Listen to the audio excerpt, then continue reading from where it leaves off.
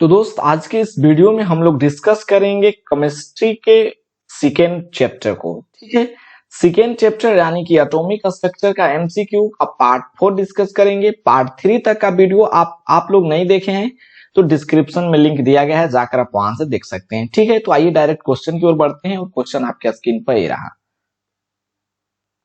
ठीक, क्वेश्चन बोल रहा है, यहां पर ध्यान दीजिएगा कि एक परमाणु के 3 आधारभूत अवयव कौन से हैं, यानी कि फंडामेंटल पार्टिकल जो होता है किसी एटम का, वो कौन कौन होता है। तो आपको पता ही होगा कि इलेक्ट्रॉन, प्रोटॉन और न्यूट्रॉन होता है। तो इस प्रकार आपका आंसर बना ऑप्शन नंबर बी, यानी कि प्रोटॉन, न्यूट्रॉन और इलेक्ट्रॉन। ठीक, यहाँ पर क्वेश्चन पढ़ना स्टार्ट करते हैं। 77 बोलता है एकधा आयनित कार्बन परमाणु के नाभिक में क्या होता है। तो मेरे दोस्त उसमें 6 इलेक्ट्रॉन, 6 प्रोटॉन और 6 न्यूट्रॉन होता है। कैसे? सबसे पहले तो आपका आंसर हो जाएगा सी, 6 प्रोटॉन, 6 न्यूट्रॉन, 6 इलेक्ट्रॉन। तो कैसे, यहाँ पर समझिए, परमाणु संख्या 6 होता है, यहाँ पर कार्बन का सिंबल और उसका एटॉमिक मास जो होता है 12 होता है।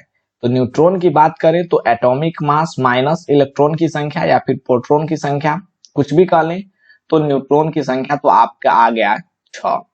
ठीक है, और ये 6 जो आपका इंडिकेट करता है, यहाँ पर जो 6 है, इलेक्ट्रॉन की संख्या, प्रोटॉन की संख्या और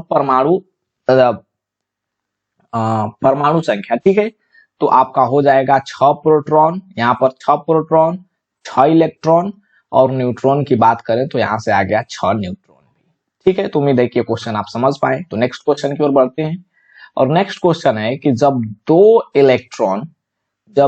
इलेक्ट्रॉन एक ही कक्ष में होते हैं तो इसमें क्या पाया जाता है। तो मेरे दोस्त विपरीत चक्रण पाया जाता है। उसमें क्या पाया जाता है? विपरीत चक्रण। तो आपका आंसर बना ऑप्शन नंबर बी। ठीक, नेक्स्ट क्वेश्चन है कि परमाणु जो है अभाज्य है या निम्नलिखित में से किसने प्रस्तावित किया था। तो मेरे दोस्त सबसे पहले डाल्टन साहब ने बोले थे कि परमाणु जो है अविभाज्य कण है। ठीक है, तो ये हो जाएगा आपका डाल्टन। बाद में बताया गया किसी के द्वारा कि परमाणु जो है विभाज्य है क्योंकि ये इलेक्ट्रॉन, प्रोटॉन और न्यूट्रॉन से मिलकर बना होता है। बट सबसे पहले डाल्टन साहब ने कह दिए थे कि परमाणु जो है अभाज्य है। ठीक है, यानी कि जो विभाज्य नहीं है। ठीक, नेक्स्ट है कि किसी तत्व के परमाणु की दूसरी कक्षा में इलेक्ट्रॉनों की अधिकतम संख्या। तो मेरे दोस्त किसी कक्षा में इलेक्ट्रॉनों की अधिकतम संख्या निकालने के लिए उसका एक सूत्र होता है 2n²। ठीक है, आप लोग इस सूत्र को हमेशा याद रखिएगा। तो 2n का वैल्यू दिया है आपको दूसरी कक्षा, तो 2 का स्क्वायर, तो 2 दूना 4 और दूना के 8 आपका आंसर आ जाएगा, यानी कि ऑप्शन नंबर ए। नेक्स्ट है कि कार्बन का परमाणु क्रमांक 6 है तथा परमाणु भार 12 है, इसके नाभिक में कितने प्रोटॉन है। तो मेरे दोस्त आपको बताए हैं कि इलेक्ट्रॉन बराबर प्रोटॉन बराबर आपको परमाणु क्रमांक होता है।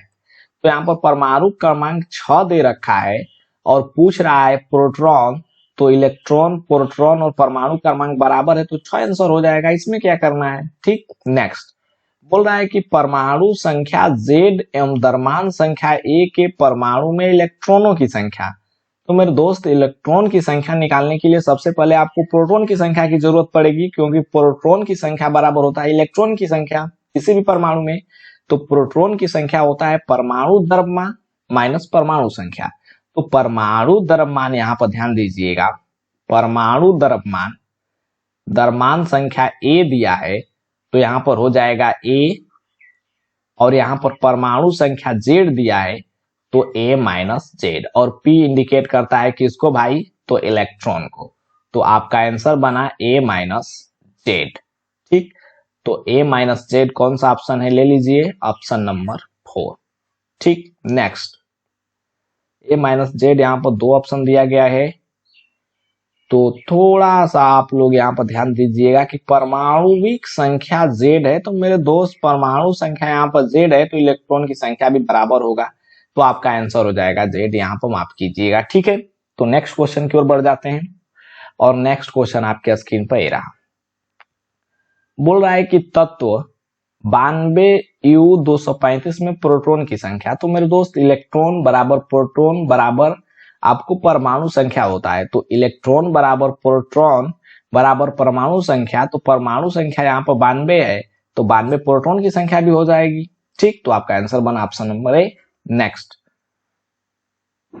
बोला है कि सोडियम परमाणु में परमाणु संख्या 11 है तथा परमाणु द्रव्यमान 23 है, इसमें इलेक्ट्रॉन, न्यूट्रॉन, प्रोटॉन की संख्या। ठीक है, देखिए इलेक्ट्रॉन सबसे पहले पूछा, तो E बराबर P बराबर Z होता है, और Z यहाँ पर परमाणु संख्या 11 दिया हुआ है, तो इलेक्ट्रॉन तो 11 हो गया। ठीक, अब पूछा है न्यूट्रॉन, तो न्यूट्रॉन की संख्या बराबर होता है परमाणु द्रव्यमान माइनस परमाणु क्रमांक। परमाणु क्रमांक कहने का मतलब प्रोटॉन की संख्या, तो परमाणु द्रव्यमान 23 है और परमाणु क्रमांक 11 है, तो घटा देंगे तो ये हो जाएगा 12 आपका न्यूट्रॉन, तो न्यूट्रॉन की संख्या 12 हो गया। उसके बाद प्रोटॉन, तो प्रोटॉन बराबर इलेक्ट्रॉन, यहाँ पर 11 हो गया, तो 11 12 11 ऑप्शन ले लीजिए, यानी कि ऑप्शन नंबर डी 11 12 11। ठीक है, नेक्स्ट क्वेश्चन नंबर 86 बोला है कि 92U238 में, यहाँ पर देखिए 92U238 में न्यूट्रॉन की संख्या, तो न्यूट्रॉन की संख्या कैसे निकालते हैं, परमाणु द्रव्यमान माइनस परमाणु संख्या, बोले तो इलेक्ट्रॉन की संख्या या फिर प्रोटॉन की संख्या, तो 238 माइनस 92, 8 में से 2 गया 6 और 13 में से 9 गया तो 9 4 13 और 1 यानी कि 146 आपका आंसर बना ऑप्शन नंबर ए। ठीक, यहाँ पर ध्यान दीजिए क्वेश्चन क्या बोल रहा है कि किसी तत्व के परमाणु भार से संबंधित निम्नलिखित कथन में से कौन सा एक कथन सर्वाधिक उपयुक्त है। ठीक है, तो बोल रहा है कि एक तत्व का परमाणु भार उसके तत्व के परमाणुओं में उपस्थित प्रोटॉन और न्यूट्रॉन का योग होता है। ये भी बात सही है, लेकिन बोल रहा है सर्वाधिक उपयुक्त। तो मेरे दोस्त यहाँ पर सेकेंड ऑप्शन पढ़िए कि द्रव्यमान संख्या के विपरीत एक ही तत्व का परमाणु भार भिन्न भिन्न हो सकता है। तो सही बात है कि परमाणु संख्या के विपरीत एक ही तत्व का परमाणु भार भिन्न भिन्न हो सकता है, क्योंकि उसे हम लोग समस्थानिक बोलते हैं। आप लोग पढ़े होंगे तो याद होगा। ठीक है, तो आपका आंसर हो जाएगा उपयुक्त, यानी कि option number B. Next question की ओर बढ़ जाते हैं, और नेक्स्ट क्वेश्चन आपके स्क्रीन पर ये रहा।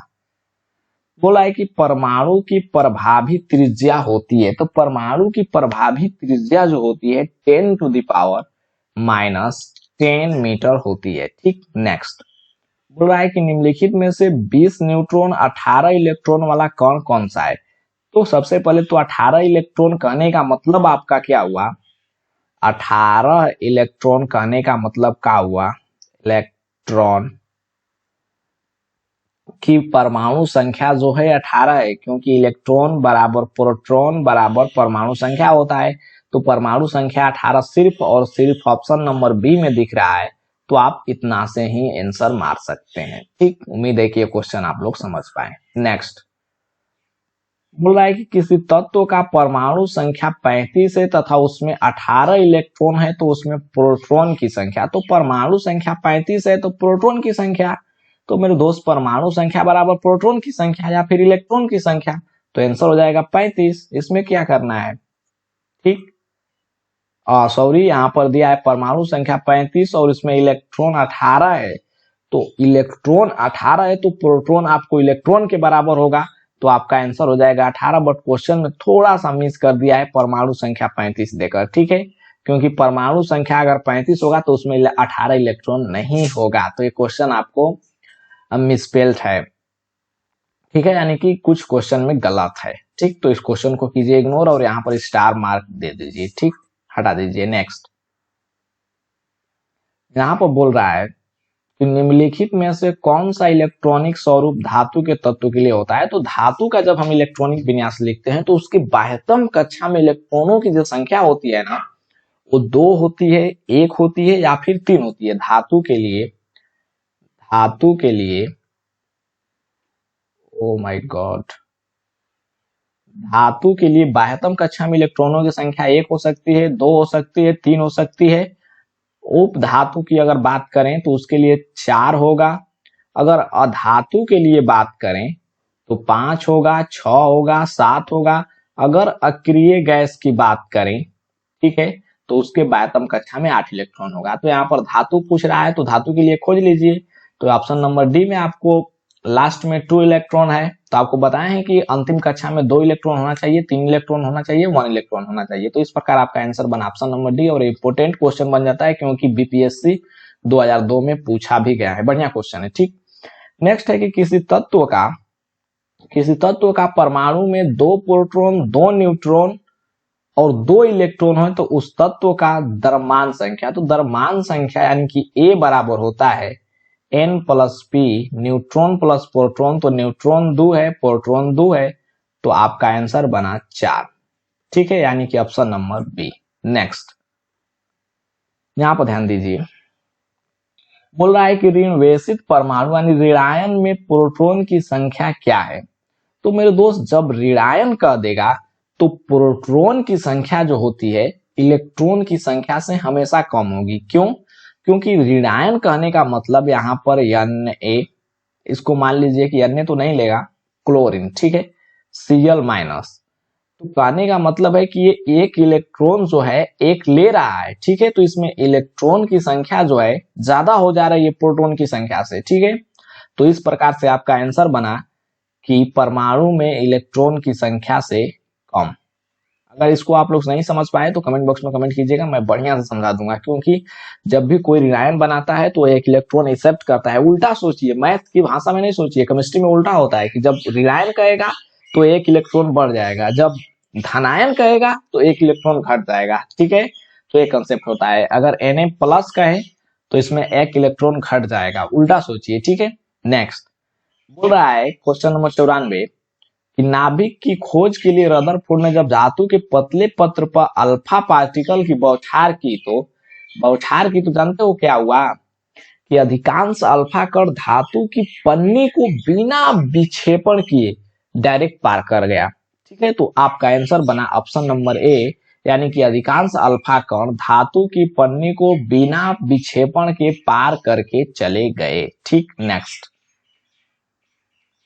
नेक्स्ट क्वेश्चन है कि तत्वों की प्रकृति को ज्ञात किया जाता है तो इलेक्ट्रॉनिक कॉन्फ़िगरेशन द्वारा, यानी कि इलेक्ट्रॉनिक विन्यास द्वारा। तो आपका आंसर हो जाएगा ऑप्शन नंबर ए, यानी कि इलेक्ट्रॉनिक विन्यासीकरण के द्वारा। नेक्स्ट बोल रहा है कि निम्नलिखित में कौन सी इलेक्ट्रॉन की अधिकतम संख्या m सेल में मौजूद रह सकती है। तो आपको एक सूत्र पहले भी बता चुका हूं, फिर बता रहा हूं कि 2n² होता है किसी कक्षा में इलेक्ट्रॉनों की अधिकतम संख्या निकालने के लिए। यहाँ पर कक्षा m है तो KLM, यानी कि थर्ड की बात कर रहा है, n बराबर थर्ड, तो 3 का स्क्वायर, तो 3 या 9 दूना 18 आपका आंसर हो जाएगा, यानी कि ऑप्शन नंबर सी। नेक्स्ट, यानी आज का लास्ट क्वेश्चन बोला है कि परमाणु संरचना का मॉडल जो है किसने विकसित किया। तो मेरे दोस्त, ये विकसित किए थे 2 लोगों ने मिलकर, उनका नाम था बोहर और तथा रदरफोर्ड। ठीक है, तो आपका आंसर हो जाएगा ऑप्शन नंबर सी। तो मेरे दोस्त, ये रहा एटॉमिक स्ट्रक्चर का लास्ट पार्ट, यानी कि पार्ट 4। अब नेक्स्ट वीडियो में हम लोग डिस्कस करेंगे समस्थानिक, संभारिक, सम इलेक्ट्रॉनिक, सम न्यूट्रॉनिक, जितने भी क्वेश्चन बन सकते हैं एमसीक्यू उनको। तो आप जल्दी से चैनल को सब्सक्राइब करके बेल आइकन को जरूर प्रेस करो, ताकि जब मैं पूरे लोसेंट का ऑब्जेक्टिव क्वेश्चन कराऊं एक बेस्ट वे में तो नोटिफिकेशन आपको मिलता रहे। ठीक है फ्रेंड, तो मिलते हैं नेक्स्ट वीडियो में। Thank you very much.